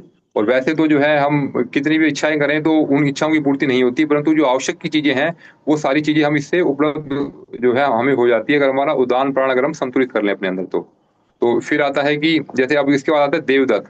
तो देवदत्त जो होता है वो हमारा सूक्ष्म प्राण जो है वो आध्यात्मिकता और संपदाओं का स्वामी है, और अष्ट सिद्धियां नव निधियां देवदत्त से संबंधित है। शाप वरदान दूर श्रवण अहिमा महिमा लघिमा जैसे आदि जो जितनी भी जो ये जो रिद्धियां सिद्धियां जो उनका केंद्र यही है हम। और जो बड़े बड़े जो अमीर व्यक्ति जो होते हैं, जो बड़े व्यापारी जो होते हैं, जो धनी व्यक्ति जो होते हैं, तो जो है उनसे भी जो है इस देवदत्त प्राण उनके अंदर जो है वो मजबूत रहता है, उनके अंदर वो, तो उनकी उनके मजबूत, तो ऐसे देखिए इसलिए जो है अनेकों प्रकार के जो क्रिया योग जो बताए जाते हैं, अनेकों प्रकार के जो यज्ञ भी होते हैं, तो वो जो है जो इस हमें जो है इस स्थिति को जो जो समृद्धि देने वाले जो यज्ञ होते हैं या ऐसी कोई भी क्रियाएं होती हैं, तो वो वास्तव में हमारे देवदत्त प्राण को ही मजबूत जो है, वो उससे देवदत्त प्राण हमारा मजबूत होता है, और उसके बाद जो है ये सब हमें जो है उसके अंदर लाभ मिलने लगते हैं। तो हमें वास्तव में जो हमें सिद्धियों की रिद्धियों की जो है हमें अपने आप से डिमांड भी नहीं करनी चाहिए हमें। तो जो स्वाभाविक रूप से जो हमें मिलता है हमें, तो वो हमें जो है सहस्त्र भाव में स्वीकार करना चाहिए हमें, क्योंकि हमारा जो है मुख्य लक्ष्य ये नहीं है। परंतु ये स्वाभाविक रूप से मिलती जाए तो उन्हें जो है सहस्त्र स्वीकार करें और इनका सदुपयोग करें। सदुपयोग करने से जो है ये शक्तियाँ जब हमारी जो है आगे की साधना में, यानी कि आत्म साधना में हमारी और अधिक सहायक बन जाती हैं हमारी शक्तियाँ। अब जैसे कोई अगर धनी हो गया तो वो अन्य किसी गरीब व्यक्ति को सहायता करके भी उनको ऊपर उठाए उनको, तो उससे उसकी प्राण शक्ति भी बढ़ेगी और दूसरे को भी साधना करने का मौका मिलेगा, उसके अंदर भी सुधार होगा। तो दोनों को जो है आत्म सुधार की जो दिशा में जो है एक गति मिलती जाएगी वो, और वो वही कर पाएगा जो खुद जो है सर्व संपन्न रहेगा, जिसके पास शक्तियाँ रहेंगी, जिसके पास जो धन धन रहेगा, तो वो भी वही दूसरों की मदद कर पाएगा।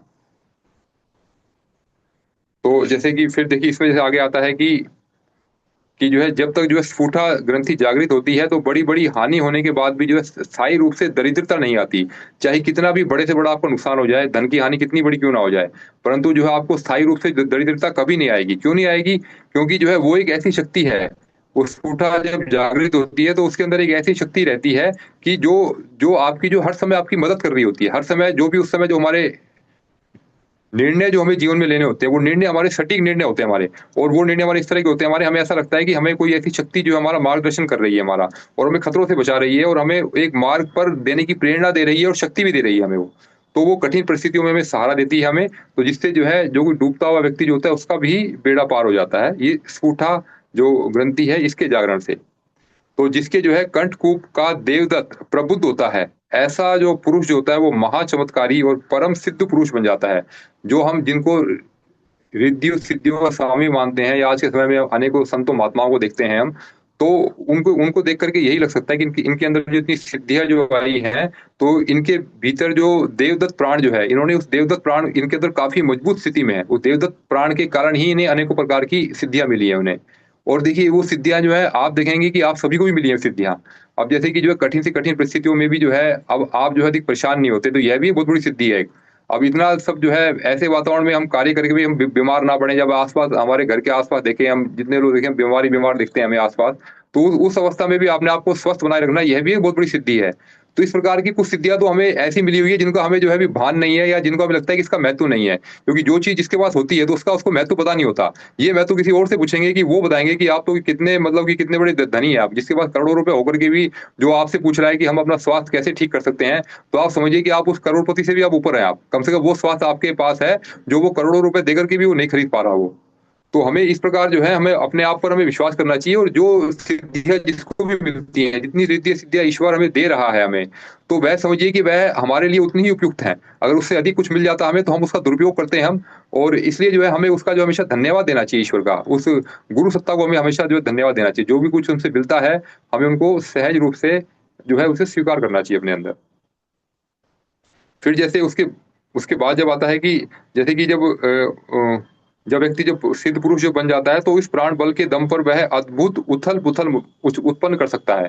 अद्भुत उथल-पुथल का अर्थ हो गया कि यहाँ पर जो संसार में जो भी उथल-पुथल जो हो रही है, तो इसे जो है कोई सिद्ध पुरुष जो है इसे नियंत्रित भी कर सकता है इसे, अपनी शक्ति के दम पर। वो जो है, परंतु ये होता है कि जो सिद्ध पुरुष जो होते हैं वो विधि के विधान को भी समझते हैं। वो जब तक जो है बीच में जो है वो इंटरफियर नहीं करते वो, जब तक अति आवश्यक ना हो। तो फिर इसके बाद आगे आता है, अब हमारा आता है व्यान का क्षेत्र। तो व्यान का स्थान हमारा जो है मस्तिष्क का जो मध्य भाग है, और यह अन्य चारों प्राणों को नियंत्रित करता है, क्योंकि व्यान का क्षेत्र हमारा आकाश का क्षेत्र हो गया हमारा। आकाश में ही हमारे जो है बाकी 4 तत्व हमारे उसके अंदर रहते हैं हमारे। इसी प्रकार जो है हम यहाँ पे देख सकते हैं कि यह जो अन्य चारों प्राणों को नियंत्रित करता है। दोनों कानों के बीच अगर एक रेखा खींची जाए, और भूमध्य के बीच से लेकर के और जो है सिर के पीछे तक रेखा खींची जाए, तो जहाँ पर दोनों मिलते हैं, उन्हें उस स्थान को कहा जाता है त्रिकुटी, यानी कि आज्ञा चक्र वाला स्थान जो वही है हमारा, उसका सेंटर जो है। तो यही ध्यान का स्थान माना गया है। और इसका सहायक जो है धनंजय है। यानी कि जो व्यान और धनंजय का क्षेत्र भी यही है जो आज्ञा चक्र का क्षेत्र है हमारा। यानी कि जब अगली बार जब भी आप ध्यान करें तो ये मान के चलिए कि जब हम ध्यान के माध्यम से अपने आज्ञा चक्र को मजबूत बना रहे हैं, आज्ञा चक्र को साध रहे हैं, तो आप अपने जो है व्यान और धनंजय को भी मजबूत कर रहे हैं। फिर जो है व्यान को श्री कृष्ण और धनंजय को अर्जुन कहते हैं। इसी त्रिकुटी में युद्ध स्थली के मध्य में कृष्ण अर्जुन संवाद रूपी गीता का आविर्भाव होता है। तो इसलिए हमारे भीतर जो अनेकों जो है विचार उठते रहते हैं। कोई कोई एक मन कहेगा ये सही है, दूसरा कहेगा नहीं गलत है ये। तो जो बार बार जो अनेकों प्रकार के विचार का उठना जो है ये अर्जुन का भाव हो सकता है। और फिर जो है उसको सद्बुद्धि जो है उसको व्यान के रूप में मिलती है। अगर हमारा जो व्यान जागृत होता है, व्यान की अच्छी अवस्था होती है, तो जो है ऐसा व्यक्ति जो है हर बार जो है वो सही डिसीजन ही लेता है। अभी आज के समय में यदि हम डिसीजन सही से नहीं ले पा रहे अपने जीवन में, तो हमें मानना चाहिए कि समझना चाहिए कि हमारा व्यान प्राण कहीं न कहीं कमज़ोर है। यानी कि जो श्री कृष्ण जो है उससे उसको जो है मार्गदर्शन सही से नहीं मिल पा रहा हमें। तो उस उसके मार्गदर्शन को मजबूत करने के लिए हमें अपने उस क्षेत्र पर ध्यान देने की आवश्यकता है।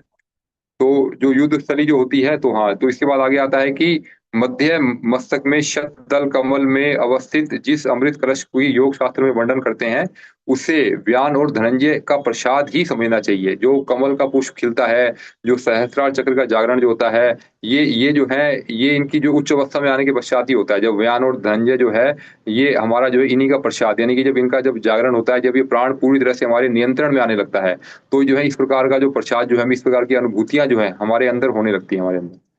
तो और देखिए फिर आता है कि व्यान के प्रबुद्ध होने से ऋतंभरा प्रज्ञा मिलती है। ऋतंभरा प्रज्ञा जो वह बुद्धि है, वह शक्ति है, वह उच्च विचारधारा है, जो हमारे जो जीवन को जो है, जो उसके जीव को भी हम कह सकते हैं कि उसको आत्म कल्याण की ओर ले जाती हैं। और वह जो है संकल्प, शुभ संकल्प, सद्वृत्ति आदि दैवीय गुण जो हैं और जो स्वभाव का जो अपने अंदर जो नियंत्रण जो होता है, वो जो है इस व्यान प्राण के कारण ही होता है। फिर आगे आता है कि आत्म साक्षात्कार, ईश्वर दर्शन, ब्रह्म प्राप्ति। देखिए ये सब के सब जो चीज़ जो लाभ जो बताए गए हैं, ये सब जो है हमें तब मिलेंगे जब हमारी बुद्धि सद्बुद्धि में परिवर्तित होगी। और यही हमारे गायत्री मंत्र का आदेश भी है कि हम जो है गायत्री मंत्र के माध्यम से जो है हम जो प्रार्थना करते हैं, सद्बुद्धि की प्रार्थना करते हैं। यानी कि अपनी जो है उस जो है ऋतंभरा प्रज्ञा के जागरण की कामना करते हैं। हम अपने व्यान को जो है शुद्ध करने की कामना करते हैं। तो जो है गायत्री मंत्र का जो मुख्य उद्देश्य जो है अपने व्यान वाले प्राण को जागृत करना है। क्योंकि व्यान के माध्यम से ये सारी उपलब्धियाँ मिल रही हैं हमें। देखिए जो आत्म साक्षात्कार है, ईश्वर दर्शन है और जो आनंद की जो अनुभूति है, ध्यान में अधिक गहराई जा रहे हैं, समाधि की अवस्था की प्राप्ति है। तो ये सारा का सारा जो है हमें व्यान जो प्राण जो है उसकी जब मजबूत जब होगा, जब ये हमारे पूरी तरह नियंत्रण में होगा, तब ये सारे लाभ हमें होने लगते हैं हमें।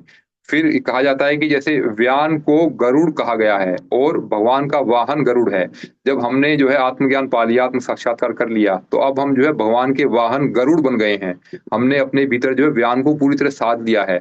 जब हम भगवान के वाहन गरुड़ बन गए हैं, तो अब भगवान हमारे ऊपर सवार होकर के हमसे जो भी कार्य लेंगे, वो हमारे लिए सर्वश्रेष्ठ कार्य होगा। अब जब हमने आत्मज्ञान हमने पा लिया और हम उसी के जो है उसी के अनुरूप हम जब जगत में व्यवहार करने लगेंगे तो हम जो है वो सारे कार्य वही करेंगे जो ईश्वर के जो अधीन होकर के जो एक आत्मा करती है। तो यही जो हमारे जीवन का मुख्य उद्देश्य भी है, साधना का मुख्य उद्देश्य भी ये है। तो प्राणों के माध्यम से हमें अपने प्राण की उस उच्च अवस्था तक पहुँचना है, उस रिफाइन अवस्था तक पहुँचना है, जिसको हम ऋतंभरा प्रज्ञा कहते हैं। यही प्राण की शुद्धतम अवस्था है। इसी के बारे में कहा जाता है कि प्रत्येक प्रकार की साधनाएँ जो हैं, इसी ऋतंभरा प्रज्ञा को पाने के लिए, इसी प्राण की उच्चतम अवस्था को प्राप्त करने के लिए ही की जाती हैं। तो ये जो साधना की जो इतनी जो उच्च अवस्था की जो प्राप्ति जो है, ये हम इस प्राणों के स्वरूप को समझते हुए और अपने चक्रों को समझते हुए और अनेकों प्रकार की क्रियाओं को करते हुए हम अपने प्राणों को साधते हैं, समझते हैं और उनको नियंत्रण करके हम जो है चेतना की उच्च अवस्था को जो हम जैसा हम चाहते हैं वो हमें जो है मिलती है, वह हमें प्राप्त हो जाती है। तो फिर जैसे इसमें आगे आता है कि जैसे मस्तिष्क में अनेकों शक्तियां हैं, जिनके कारण जो है मनुष्य अपनी सर्वोपरि प्रधानता सिद्ध करता है। तो देखिए उस शक्तियों के बारे में फिर तो हमसे जो भी कार्य होंगे सब अच्छे-अच्छे कार्य होंगे हमारे। सभी प्रकार की भली-बुरी, तुच्छ महान शक्तियों का भंडार मस्तिष्क ही है। अच्छे से अच्छे कार्य भी, बुरे से बुरे कार्य भी हमारे इसी क्षेत्र में ही होकर के जो है वो हमसे संभव हो पाते हैं। अगर हमारा जो व्यान जो है अगर हमारा जो है व्यान अगर हमारा जागृत हो गया हमारा, तो हम जो है फिर सारे कार्य अच्छे-अच्छे करेंगे हम सभी। तो इस आधार पर जो है सुव्यवस्था एवं अव्यवस्था का आधार धनंजय प्राण है। तो देखिए कितनी अच्छी बात यहाँ आई है कि कि जो है जब हम अच्छी बुरी शक्तियाँ सारी हमारे भीतर हैं और तो हम अपने भीतर जो है सुव्यवस्था बनाने में हम कामयाब होते हैं या हमारे भीतर जो है अव्यवस्था बनी होती है, तो इनका आधार जो है धनंजय प्राण ही है। तो यदि उसमें कुछ गड़बड़ी हो तो मनुष्य में अनेक मानसिक त्रुटियाँ जो है उत्पन्न हो जाती हैं। तो ऐसे लोग मूर्ख, मंदबुद्धि, चिंतित, दुखी, उलझनों में उलझे रहते हैं। किसी व्यक्ति का पूर्ण मस्तिष्क विकास तभी हो सकता है जब उसका व्यान ठीक हो, यानी कि जो हमारा श्री कृष्ण जो है वो एक उच्च अवस्था में हो। तो जब जो है अर्जुन रूपी जब हमारा जो धनंजय प्राण जो है वो जब हमारे नियंत्रण में ना हो तो हम अपने से एक ऊपर वाली शक्ति का सहारा लेते हैं। हम इसलिए हम ध्यान में उस ईश्वर को हम ध्यान करते हैं, उस ईश्वर से उन शक्तियों को अपने अंदर भरते हैं। यानी कि व्यान रूपी वह ईश्वर जो है धनंजय रूपी अर्जुन के अंदर जो है वह शक्तियाँ भेज रहा है, वह उसके अंदर डाल रहा है जिसके कारण से जो है वह अपने आप को नियंत्रित नहीं कर पा रहा था अभी वो। तो वैसी शक्तियाँ वैसा भाव में जब हम ध्यान लगाते हैं तो हम जो है अपने व्यान प्राण को मजबूत कर रहे होते हैं और व्यान प्राण को जब हम मजबूत करते हैं ता- तो फिर जो है ऐसी अवस्था में जो है हम अपना जो धनंजय प्राण भी हमारा जो सुचारू रूप से यानी कि अर्जुन भी जो है वो उसके नियंत्रण में होकर के कार्य करने लगता है। तो किसी व्यक्ति का जो है पूर्ण मस्तिष्क के विकास तभी हो सकता है जब उसका व्यान ठीक हो और उसका मंत्री धनंजय जागृत होकर के काम करे। कितनी अच्छी बात है गुरुदेव यहाँ बताते हैं। तो फिर जैसे अंत में ऐसा आता है कि 10 प्राणों को सुषुप्त दशा से उठाकर जागृत करने, उसमें उत्पन्न हुई प्रवृत्तियों का निवारण करने, प्राण शक्ति पर परिपूर्ण अधिकार करने और उस महाशक्ति द्वारा संसारिक और आत्मिक जीवन को सुसंपन्न बनाने के लिए प्राण विद्या का जानना आवश्यक है। तो प्राण विद्या गायत्री विद्या है और इसका जो एक स्वरूप आज हमने जाना कि किस प्रकार हम अपने शरीर के भीतर जो है प्राणों को जानते हैं। तो हम जब कुंडलिनी जागरण की साधना करते हैं, 10 महाशक्तियों की जब हम साधना करते हैं तो 10 महाशक्तियों की साधना ये हमारे जो है 10 हमारे जो है प्राण और प्राण ही है हमारे। तो हम इनको अनेकों नामों से जानते हैं, अनेकों विद्याओं के नाम से जानते हैं। तो इन सबका उद्देश्य वही होता है कि हमें अपने, इसलिए यहाँ गुरुदेव ने बताया है कि प्राण विद्या को जानना इतना आवश्यक क्यों है, क्योंकि इसी के माध्यम से ही जो है हमें जो जीवन में जो लक्ष्य की प्राप्ति होगी और सभी प्रकार के सुख दुख भी जो है इन्हीं की कमी के कारण और इन्हीं की अधिकता के कारण ही होते हैं हमारे। तो जो इस विद्या को जानता है उसका उसको जो है प्राण संबंधी न्यूनता और विकृति के कारण उत्पन्न होने वाली कठिनाइयां दुख नहीं देती हैं। यानी कि सभी प्रकार के समस्याओं से पूर्णतः समाधान हमें अध्यात्म के रूप में इस प्राण विद्या को जानने के पश्चात ही मिलता है। तो हम इस प्राण विद्या को समझें, इसको जानें। और फिर देखिए फिर अंत में एक लाइन आती है कि प्राण विद्या को हठ योग भी कहते हैं और हठ योग के अंतर्गत जो है वो प्राण परिपाक करने के लिए बंद मुद्रा प्राणायाम आदि साधन बताए गए हैं। तो आगे जो है फिर सब ये जब बंद और मुद्राएं जो है इसके बारे में जो गुरुदेव ने हमें बताया है, तो हम जो है इस कक्षा को अभी हम यहीं विराम देते हैं। और देखिए इसमें जो गुरुदेव जो हमें बताना चाह रहे हैं हमें, तो वो यही है कि अपने प्राणों को ठीक से हम समझें, अपने आप को जाने। मैं कौन हूँ, मैं कौन हूँ मतलब कि मेरे अंदर जो प्राण कैसे काम कर रहा है। मैं अगर प्राण स्वरूप हूँ तो मेरे अंदर जो प्राण का जो है वो डिफाइंड रूप क्या है हमारा। तो हम जो है उसको, तो हम इसको जब जैसे जैसे हम ऐसे समझते जाएंगे हम, तो हमारे प्राणों पर नियंत्रण हमारा बढ़ता जाएगा हमारा।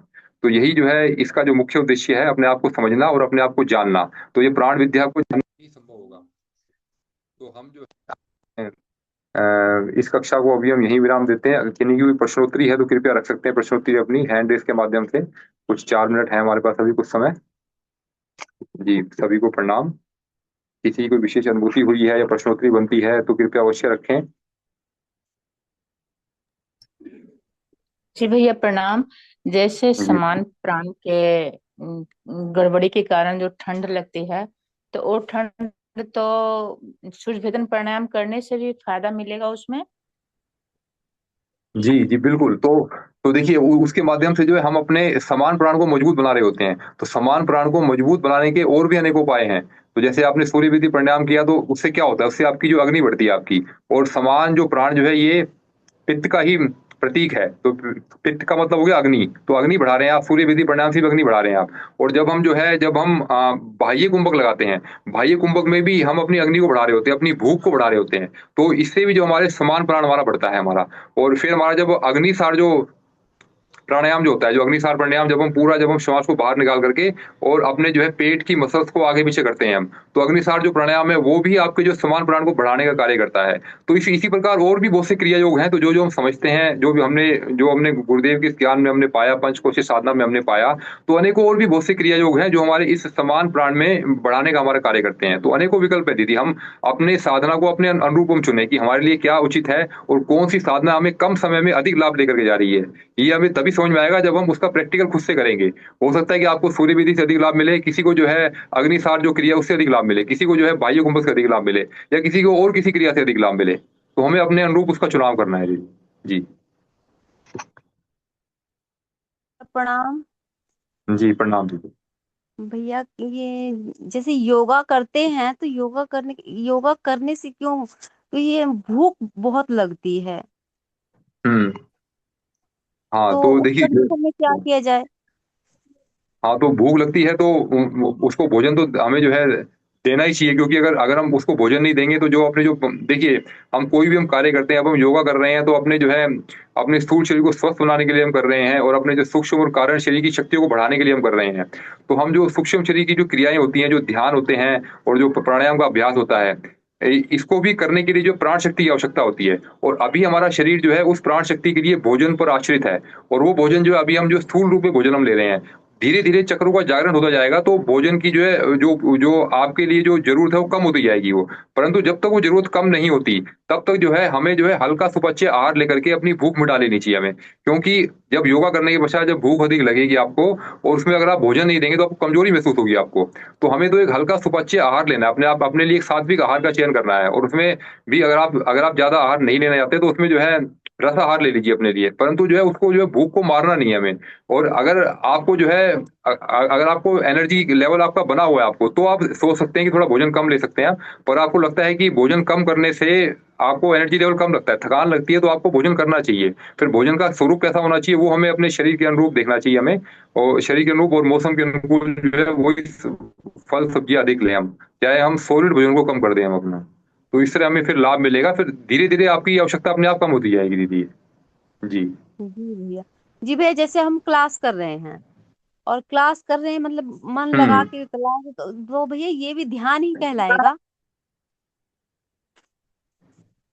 हाँ ये भी ध्यान का लाएगा, बिल्कुल ध्यान का लाएगा जी। जी भैया। तो ये भी आपका ध्यान कराएगा। और देखिए ध्यान के माध्यम से भी हम अपनी प्राण शक्ति को बढ़ा रहे हैं अपनी। तो जब हम किसी चीज में जो है रस लेकर के कार्य करते हैं, तो हमारा जो मन उसमें रुचि लेता है, तो उस क्षेत्र में थकान भी कम होती है। चाहे भले ही इसमें जो कुछ ऊर्जा की खपत भी हो रही है, हमारा जो है जो मन जो है जिस क्षेत्र में कार्य कर रहा है, तो वहां पर भी प्राण शक्ति भी चाहिए उसको।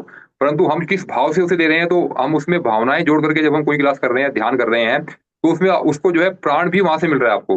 अब जो प्राण अधिक रहेगा तो वो उसका लाभ आपको अधिक मिलेगा। आपकी भावनाएं अगर जो है इस मन की शक्ति से अधिक मजबूत है, तो आपको जो है लंबे समय तक ध्यान करने के पश्चात भी और तो आपको थकान की अनुभूति नहीं होगी, क्योंकि उस ध्यान को करने का जो प्राण जो है वो आपका भाव दे रहा है आपको, आपका भाव उस प्राण को दे रहा है, जिससे आपको थकान महसूस नहीं होगी आपको अंदर। और आपका शरीर भी सहयोग कर रहा है, आपको लग रहा है कि आप जो शरीर की हलचल भी कर रहे हैं आपकी, तो वो गतिविधि बनी हुई है। तो ये सारे शरीर जो आपस में मिल करके कार्य करते हैं हमारे। जी भैया। भैया, और ये जैसे जैसे विचार, हमारा, हाँ जी, गलत विचारों का आने का कारण क्या होता भैया? विचार तो देखिए आनंद के लिए उठते हैं। अब जैसे जो मन जो है हमारा, मन के भीतर जो विचार जो आ रहे हैं, तो मन जो बनाए गए हैं आनंद के लिए, तो और जो है तो अब जो मन जब जिस आनंद को पाना जाता है, उसके लिए जो वो समझता है कुछ क्रियाएं भी आवश्यक हैं। तो क्रियाएं कब होंगी, तो क्रियाओं से पहले विचार उत्पन्न होगा, और विचार से पहले भी एक भाव आता है। तो भाव तो हर एक का जो आनंद पाने का ही रहता है। कोई भी ये नहीं चाहता कि मुझे जो है कभी दुख मिले, दुख का भाव हमारे अंदर आए, या कभी भी मैं दुखी हूं मैं। तो आनंद का भाव जो आता है उसके लिए ही हमारा जो फिर जो है वो कारण शरीर जो है सूक्ष्म शरीर को, मन को जो है ये आदेश देता है कि भाई आप कुछ कार्य कीजिए आनंद के लिए। तो आनंद के लिए हम अपनी रुचि के अनुसार, अपने संस्कारों के अनुसार, अपने अवचेतन मन में जो जो जो हमारा जो स्वरूप, जो हमने जो मान्यता को स्वरूप बनाया होता है हमारा, उसके अनुरूप जो है फिर वो विचार उत्पन्न होते हैं। वो जैसे ही हमारा जो है पूर्व जन्म के संस्कार होते हैं, और जिन गतिविधियों में हम इस जन्म में भी हम अधिक इन्वॉल्व रहते हैं, तो मन जो है उसी क्षेत्र में अधिक घूमता है हमारा। हम हमें चाहता है कि इस क्षेत्र में तो बहुत आनंद है, बहुत इसमें जो उसको अधिक रुचि लगती है। तो विचार जो है आनंद के लिए उठा, और फिर उस आनंद को प्राप्ति करने के लिए फिर आपने अपने शरीर के माध्यम से क्रियाएं की, और उस आनंद की प्राप्ति की, और आपने जो है आपने कारण शरीर को भी आपने शांत किया। तो इस तरह से जो है कारण शरीर से, सूक्ष्म शरीर से, फिर स्थूल शरीर से मिलकर के सारे शरीर जो आपस में एक साथ मिलकर के कार्य करते हैं ऐसे ही। जी भैया। जी प्रणाम भैया, बहुत बहुत आभार इतना सुंदर विषय, इस विषय को इतने सरल और ढंग से हम लोगों को बताने के लिए, और इतना अनमोल समय देने के लिए हम सभी को। भैया अभी आपने पढ़ाया था कि बात और पित्त से पित्त और कफ से बात का निर्माण होता है। तो हमने भी हम्म। देखा है भैया, जैसे हमें 12 साढ़े 12 बजे के बाद ही दिन में भूख लगती है, भूख नहीं लगती सुबह। तो मेरा पहला आहार 12:30 1 बजे के आसपास ही होता है। लेकिन ऐसा भूख लगता तो फिर ले लेते पहले ये आहार, लेकिन लेने की इच्छा नहीं होती है। लेकिन उस स्थिति में लेते हैं, लेट से लेते हैं, क्यों भूख लगती नहीं, लेकिन बात बन जा रहा है तो उसमें क्या किया, कैसे सब इसको कंट्रोल किया जाए। गैस हो जा रहा है फिर लेट से लेने से, और भूख लग नहीं रही है तो खाने का मन नहीं कर रहा है। तो देखिए इसको वात का कैसे। जो हम्म देखिए वात जो है वो तो शरीर में बनता ही है, वो तो थोड़ा बहुत सबके शरीर में बनता है। और हमें तो ये करना है कि वात पित्त और कफ का संतुलन करना है हमें इनका ना। हमें इनका संतुलन करना है हमें इनका। और जब ये दोनों अच्छे से नहीं मिलते, जैसे कि जो है हमारे शरीर में जो पाचन अच्छे से नहीं होता हमारे अंदर, तो जो है तो हमारे भीतर जो है जैसे जो है गैस बनती है। परंतु जो है वैसे भी हमारे शरीर में जो वात तो हमारे शरीर में होता ही है, वायु तो है ही, वायु के कारण ही हमारे शरीर में जो गति जो होती है वो वायु के कारण ही होती है। अगर जिनका जो है वात जो कमजोर होता है इनका, तो उनके भीतर गति भी नहीं होती, वो जो है सुस्त पड़े रहते हैं वो। तो जिनके भीतर जो है चुस्ती फुर्ती होती है उनका वात भी अधिक होता है। तो उनका वात उनका बढ़ा चढ़ा होता है उनका। अब जैसे कि अगर आपको वात बन रहा है, अगर आपको जो है गैस बन रही है, तो हमें अपने भोजन पर हमें ये देखना चाहिए कि हमें जो भोजन के किस स्वरूप को हम ले रहे हैं। बहुत बार ऐसा होता है कि ना समय काल की परिस्थिति के अनुरूप जो है वो भोजन जो है जो कि हम लंबे समय से हम जो जिसको भोजन को ले रहे हैं वो उस समय के जो है अनुकूल नहीं होता। या बहुत बार ऐसा होता है कि उम्र बढ़ने के साथ-साथ भी जो है हमें जो है अपने भोजन में परिवर्तन करने की आवश्यकता होती है हमें। तो वो भोजन जो है कभी-कभी जो है वो उसके शरीर को जो है डाइजेस्ट करने में कई बार वो दिक्कत आती है। या भोजन की मात्रा, मात्रा भी बहुत महत्वपूर्ण रोल करती है कि अगर हमने ज़रूरत से अधिक खा लिया, तो जो है शरीर को पचाने की क्षमता कम थी, हमने अधिक ले लिया हमने, तो जो है उसके कारण जो जो भोजन वो नहीं पचा पाएगा, तो उसको जो है फिर तो हमारे शरीर के भीतर वात बनेगा हमारे, तो हमारे भीतर जो रोग रोग जो पैदा होंगे हमारे अंदर।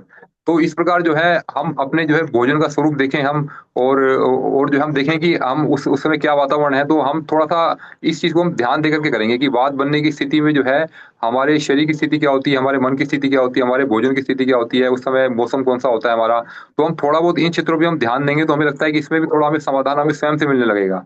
फिर हम भोजन को थोड़ा परिवर्तित करके देखें कि इस भोजन में दिक्कत हो रही है, तो क्या दूसरे तरह का भोजन लेते हैं, तो भी क्या वात बन रहा है? तो उस अवस्था में भी आपको स्वयं से मार्गदर्शन मिलेगा आपको कि नहीं इस भोजन से मिल रहा है, इससे तो नहीं मिल रहा हमें। तो यानी कि थोड़ा वो छोड़ करके दूसरा भोजन ले लीजिए आप। तो हम इस प्रकार हम थोड़ा-सा भोजन में परिवर्तन करके और अपने अंदर हम देख सकते हैं कि कौन-सा भोजन हमें अच्छा सूट कर रहा है हमें। जी, जी, जी। जी भैया, वो ज्यादा देर भूखे रहने से बनता है भैया। जैसे बहुत लंबे समय तक आहार नहीं लिए, तो उस स्थिति में हुँ। बन रहा है, तो उसमें क्या अंदर मतलब सफाई नहीं हो रही इसलिए बन रहा है, या फिर गैपिंग ज्यादा होने से हो रहा है। हाँ, तो क्योंकि अगर ऐसा लगे, देखिए जो समस्या का समाधान शायद आपने खुद ही बताया अभी कि आपको लंबे समय से रहने के बाद बनता है, तो आप लंबे समय तक भूखे मत रहिए। या लंबे समय तक रहना पड़ रहा है, तो उस समय जो कुछ फलाहार या रसाहार का सेवन कर लीजिए कुछ। कुछ वो जब आप रसाहार भी लेंगी, तो उसको लगेगा कि भोजन का जो कुछ अंश तो हमारे अंदर गया है हमारे अंदर, तो वो लेने के कारण भी जो है वो कम होगा। तो मतलब कि हमें अपने शरीर के साथ में परिवर्तन करके स्वयं देखना पड़ेगा हमें।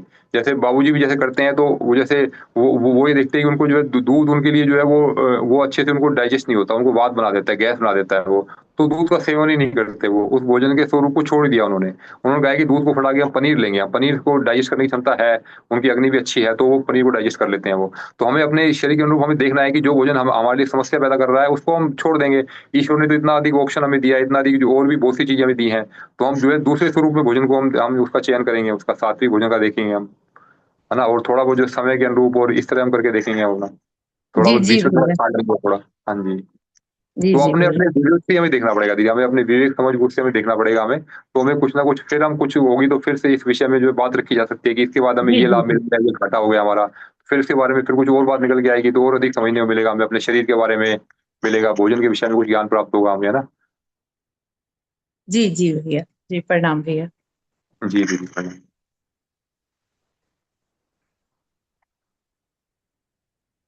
जी, तो ठीक है, अगर और कोई किन्हीं का अगर अन्य प्रश्न नहीं है, तो इस कक्षा को हम यहीं विराम दे सकते हैं। जी जी भैया। हुँ। भैया प्रणाम। नितिन भैया जी दीदी जी, प्रणाम दीदी। प्रणाम। जी। मेरी तो क्वेश्चन है लेकिन क्या करे, टाइम हो गया तो बाद में पूछ लें या अभी पूछ लें। पूछ लीजिए, 1 आध मिनट पूछ लीजिए, बता दीजिए जल्दी। जी, तो आप बता रहे थे, हम बहुत ध्यान से सुन रहे थे। आप बता रहे थे कि कभी कभी ऐसा होता है कि जैसे मतलब देखते हुए भी और कुछ नहीं दिखते, तो उस समय की कौन सा प्राण हमारे लेकर चलता है। मतलब उस समय प्राण के बारे में आप बताए पर हमारे दिमाग से निकल गया। बस हम क्वेश्चन पे रुक गए कि ऐसा तो हमारे साथ भी हुआ है।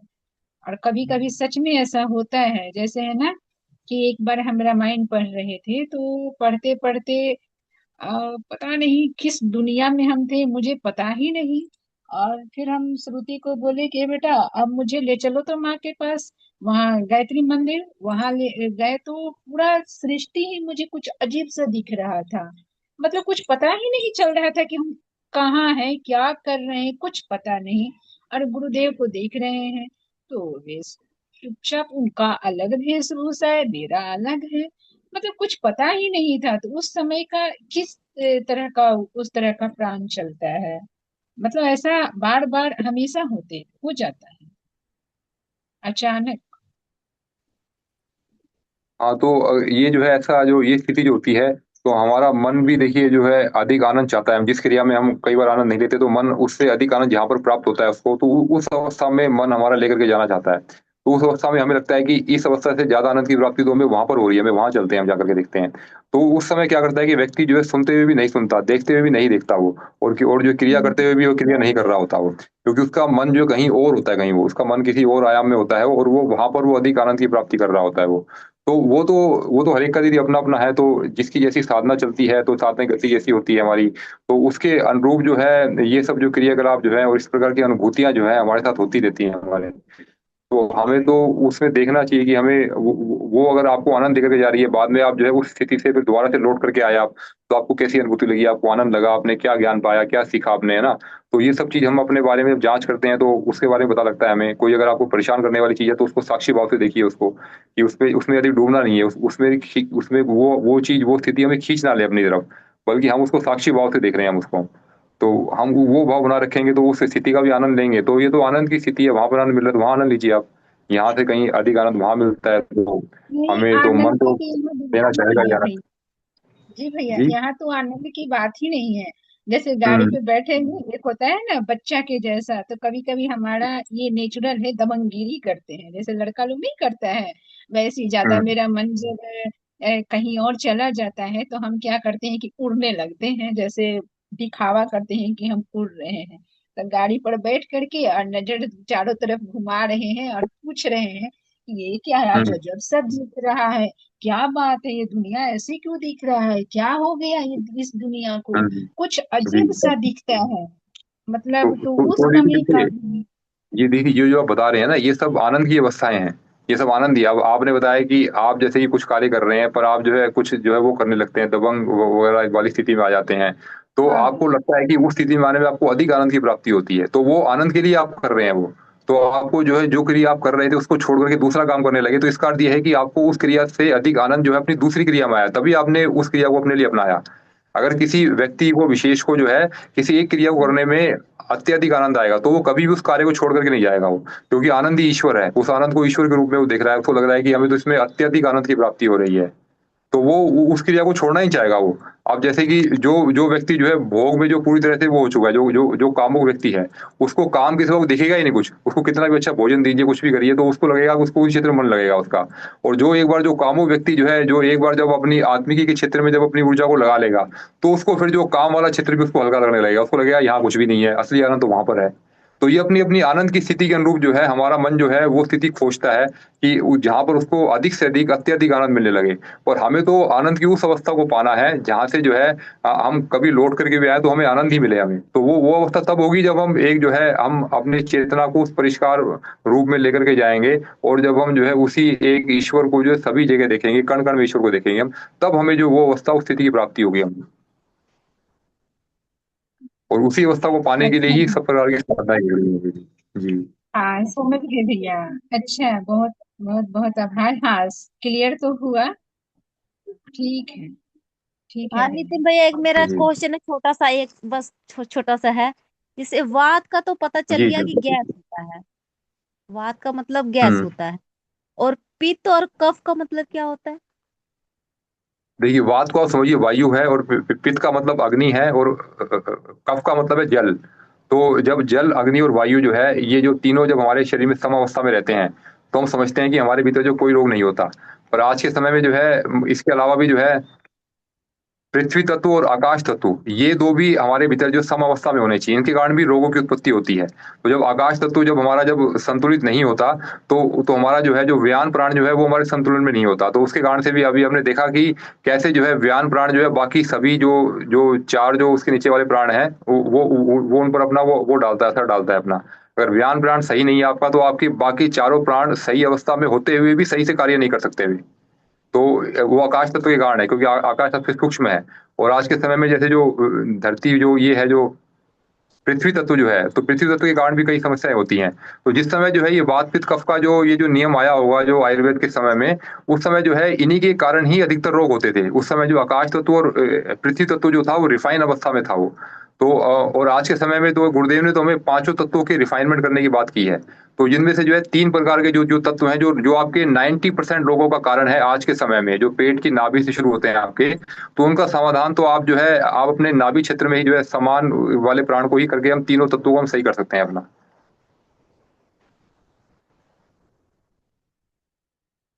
जी दीदी, कुछ अगर डाउट रहा तो फिर से पूछ सकते हैं आप, कुछ कुछ हम उस तरह ना समझा पाए हम। बाद में पूछेंगे, बेटी परेशान कर रही है। अच्छा जी जी, ठीक है दीदी, भैया ठीक है दीदी, तो बहुत बहुत धन्यवाद हाँ, सभी का। जी एक क्वेश्चन भी पूछना चाहते हैं। जी दीदी। हम पढ़े थे मतलब जैसे कि सूर्य अस्त के 1 घंटा पहले मतलब जप कर लिया जाए, तो क्या सूर्य अस्त होने पे नहीं करना चाहिए जप माला से? देखिए, अगर हमें जो है समय आवाज नहीं जा मिलता रही तो है? जी जी आ रही है दीदी, आपको आवाज आ रही है हमारी? जी हाँ, आ हेलो। रही है। हाँ जी आ रही है, ठीक है। तो देखिए हाँ, जो आ रही साधना है, करने आ के रही है। जी जी दीदी ठीक है। तो दीदी देखिए, जो साधना करने के जो नियम जो बनाए जाते हैं, वो जो है जैसे सूर्योदय सूर्यास्त के साथ में बनाए गए हैं।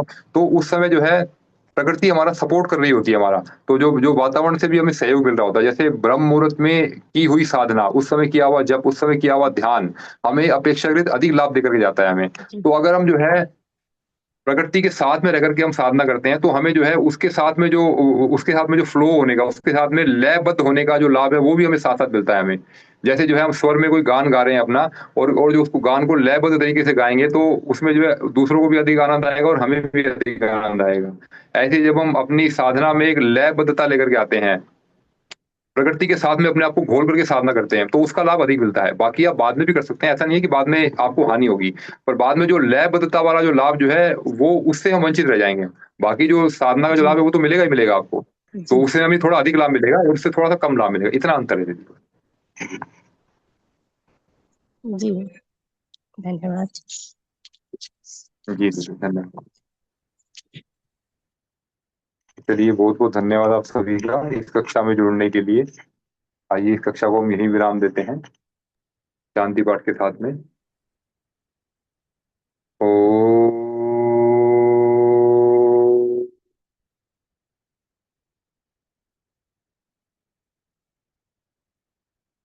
शांति ही, शांति ही, शांति ही। सर्वरिष्ट सुशांतिर्भवतु। धन्यवाद सभी को, सभी को प्रणाम।